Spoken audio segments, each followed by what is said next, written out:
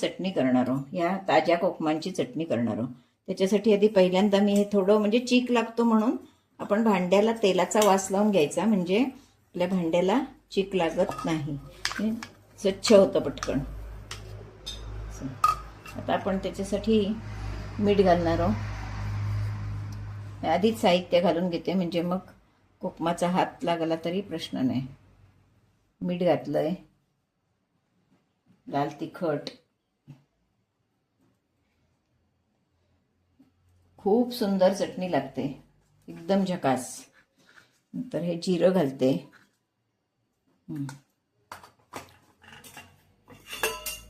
यामध्ये कोकम घालणार आहोत। हे म्हणजे मी थोडी जरा बारीक करून घालते, खूप मोठी आहेत ती, या सगळ्याची करणार नाही कारण याला गूळ भरपूर लागतो।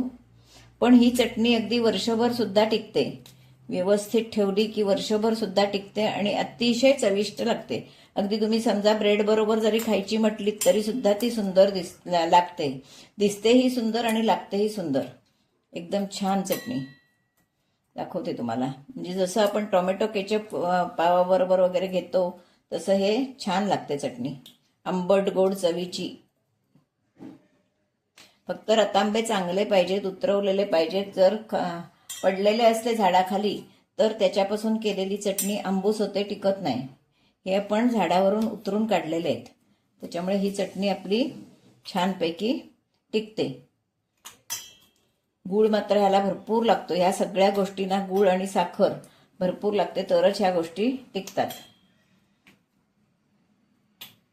बस आता मी बस करते।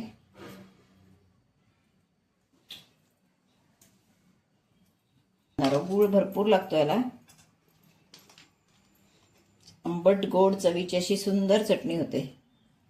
आता हे एकदम मी छान बारीक करून घेणार आहे। चवीनुसार गूळ घालायचा, पण ते जरा जास्तच लागतो थोडा।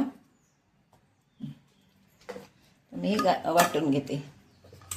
कोकमाची चटणी खाण्यासाठी तयार आहे।